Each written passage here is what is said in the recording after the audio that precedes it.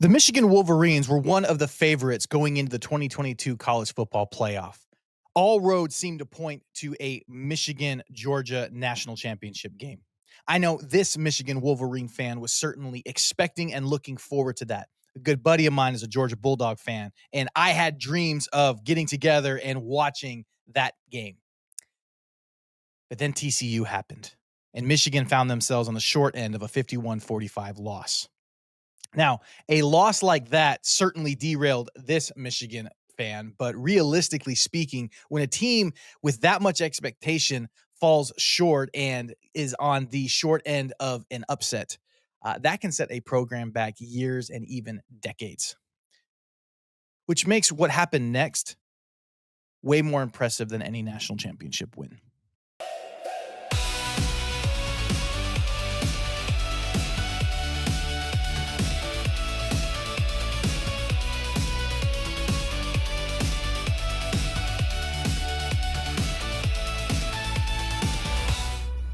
Going into the 2023 college football season, the pressure was already present, but the allegation of the scandal made the noise so much louder. The number 2 ranked Michigan violated an NCAA rule by scouting future opponents in person at games. Coach Jim Harbaugh is denying any knowledge of or involvement in any alleged scheme to steal opponent signs. The Michigan staffer who was at the center of the sign-stealing investigation. At the center of an alleged sign-stealing scandal at the University of Michigan. Which is now being accused of cheating, obviously, and stealing signs, which has had everybody have a take on it.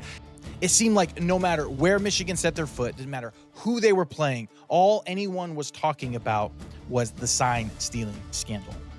Now, pressure like that typically makes a team disconnect. They kind of fold in on themselves, and everybody goes their own separate direction. But Jim Harbaugh, he took a different approach. Instead of letting the team kind of go in their own different directions, he brought everyone together. He brought everyone together under this one-word rally cry: bet. What do you write? Bet? On his Twitter, and then he had a bunch of other guys that wrote that too. This bet. What it means to me is bringing everyone together, and that's what our team has done. So, bet. He kept the team connected. He kept the team yoked, if you will. So I want to steal that from Jim Harbaugh, but I want to change one word. Instead of bring everyone together, bring everything together. Because that's what Jesus is asking us to do. That's what he's inviting us into in Matthew chapter 11, verses 28 through 30, when he says, come to me, all of you who are weary and burdened, and I will give you rest.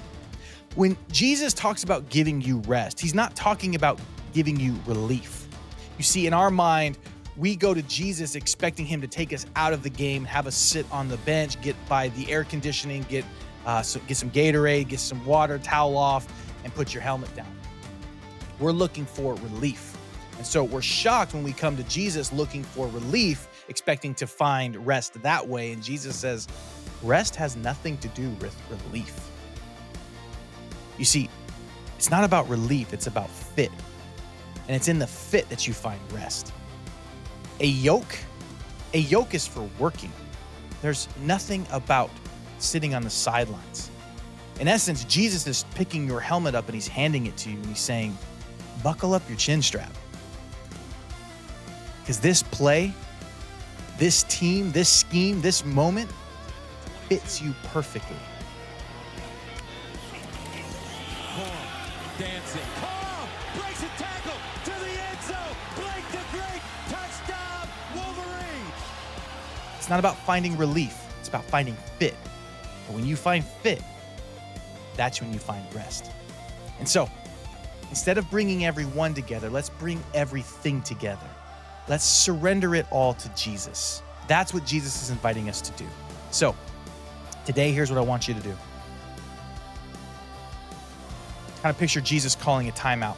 In the same way that Jim Harbaugh would pump up a quarterback, Jesus is sitting there and he's pumping you up. And he's got his hands up on your shoulder pads. And he's looking at you. He's wondering what you're thinking. And I want you to simply look at him, and as any quarterback would look at a coach. And I want you to look at Jesus. I want you to drop everything that you feel. I want you to drop everything that you're thinking. Just ask Jesus, what do you want me to know? What do you want me to carry? See what he tells you. He might tell you that the play call I have for you, the situation that you're in, it fits you perfectly. I know you want to run this play, but the play I've got you in, it fits perfectly. He might look at you and say, you already know the play we're going to run. We've been setting this whole thing up. Let's run it. I don't know what Jesus is going to say to you, but I want you to lay all of the weight at his feet and ask him, what does he want you to know about today? Because when the stadium is rocking and they're playing the music over the Jumbotron and the team's drawing a line in the sand, they're trying to hype the crowd up, and there's ground that you got to take. Jesus is literally looking at you going, I've got the perfect play call, and you're the perfect person for it. Just walk in it. His voice doesn't bring confusion, it brings clarity. His voice doesn't bring chaos, it brings comfort. That's what the Holy Spirit does. When we stop looking for relief, we start looking for fit. That's when we find rest. Because we're walking in who Jesus created us to be, and typically we're walking in the call and the play call that was designed for us to do what only we can do, because that's who Jesus created us to be.